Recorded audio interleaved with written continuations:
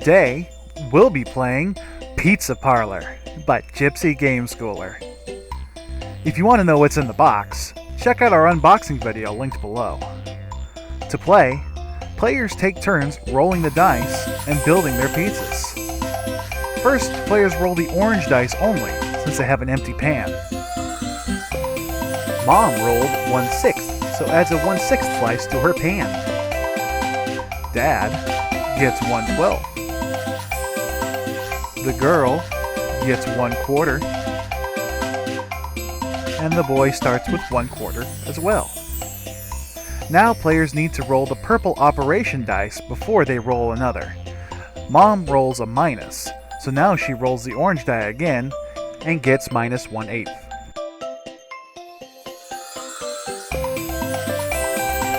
She found the lowest common denominator and found she'd be left with 1/24.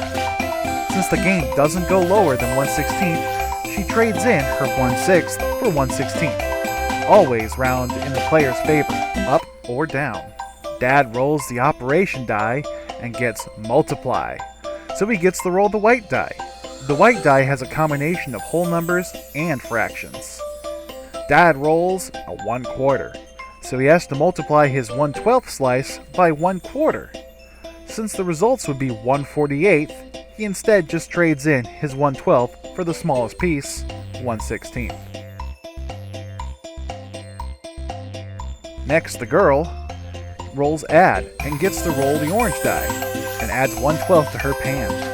The boy rolls add as well and gets to add a 1/12 slice. On her turn, Mom rolls minus and gets 1/3 on the orange die, so she's back to an empty pan. When it's her turn again, she'll just have to roll the orange die and start again. Let's jump ahead and see how the pizza's progressed.